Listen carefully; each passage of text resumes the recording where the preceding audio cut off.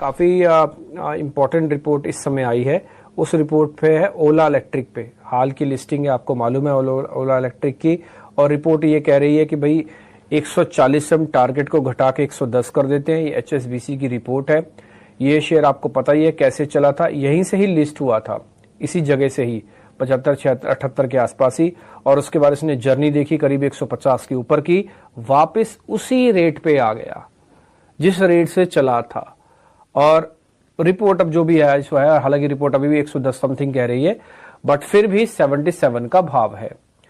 एक बार गौरांग सर वापस आपके पास ही आना होगा, इसमें टेक्निकल हेल्प नहीं कर पाएगा कुछ ज्यादा, है ना, कि चार्ट छोटे हैं। आप जरा बताइए आपको क्या प्रॉब्लम है ओला से और क्या अच्छा दिखा ओला के अंदर, दोनों चीज बता दीजिएगा।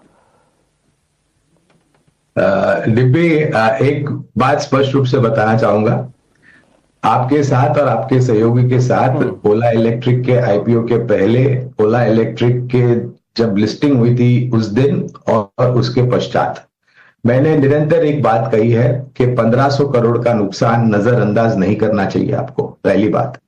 दूसरी बात, प्रोडक्ट को लेकर के बहुत तकलीफ है, उपभोक्ता बहुत बड़ी तरीके से मायूस है और बात तो अब आ जाकर के कंज्यूमर कोर्ट तक पहुंच गई है।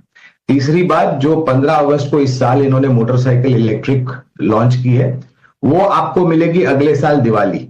तब तक प्रतिस्पर्धा बढ़ने के पूरे आसार है और हमने देखे भी हैं कि प्रतिस्पर्धी कंपनी किस प्रकार से तीव्र गति से लॉन्चेस कर रहे हैं। बैटरी, जो जिगा बैटरी की बात कर रही है, उसमें भी समय लग रहा है।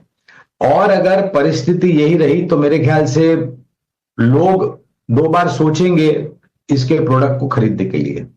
अनिवार्य होगा डिस्क्लोजर देना कि आईपीओ के समय पर 76 के स्तर पर, मेरे ख्याल से जो ऊपरी स्तर था आईपीओ का, वहां पर हमने निवेश की राय दी थी। लेकिन वो राय देते समय हमने ये भी स्पष्ट रूप से कहा था कि आपके पास कम से कम 2.5-3 साल की समय सीमा होनी चाहिए अगर आपको एक निर्णायक रूप में इस आईपीओ में निवेश करके पैसे कमाने हैं।